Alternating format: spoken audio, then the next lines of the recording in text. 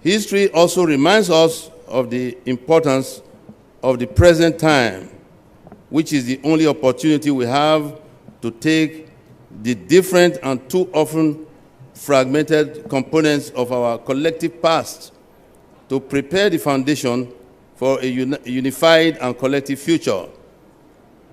The long line of succession of kings in the kingdom known as Benin started in the 12th century by modern reckoning.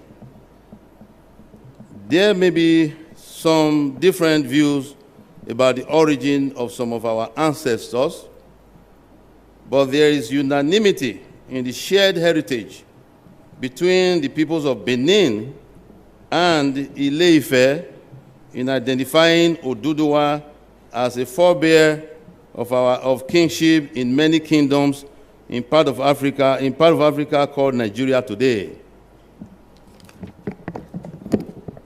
Historians all agree that Oduduwa sent his son Oromiyan at the request of elders of Benin to return with them as ruler of their realm.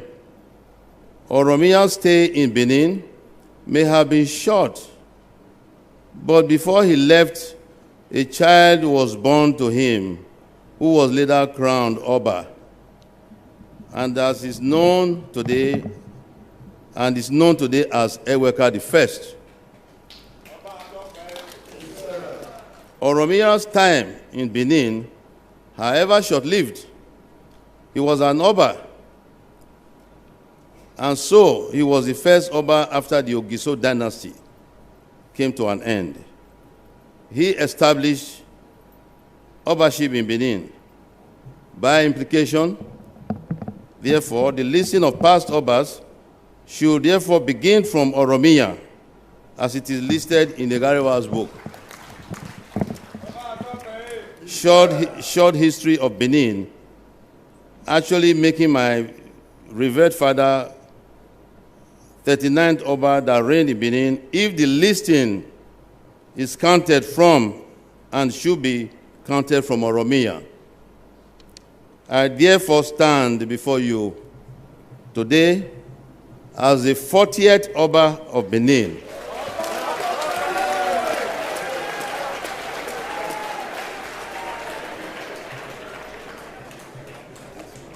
A direct descendant of Oromiyan, the son of Oduduwa, whom the Benin people of that era knew as Ekaladerhan, their self-exiled prince, who later became ruler in Ile-Ife.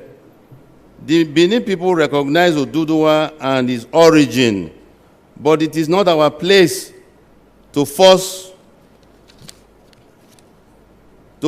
this recognition on others outside our boundaries.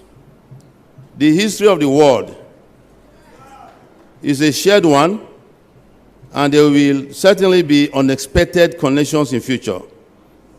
This is thus a time for unity and not divisiveness, a time for mutual respect, recognizing that our wholeness as people is so much more than the sum of our parts.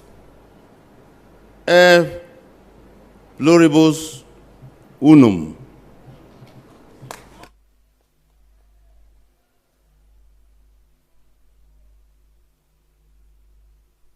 Now, what does the new dispensation hold for us?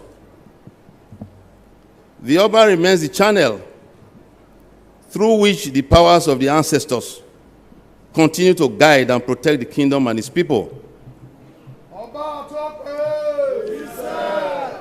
To that extent, we shall faithfully discharge this sacred responsibility. We shall pay due attention to all members of custom and tradition, focusing on real issues of security of our communities and the welfare and development of our people. We shall carry out reforms in palace administration in order to be adequately responsive to our people's sincere and deep longing for justice, equity, and stability. We shall strive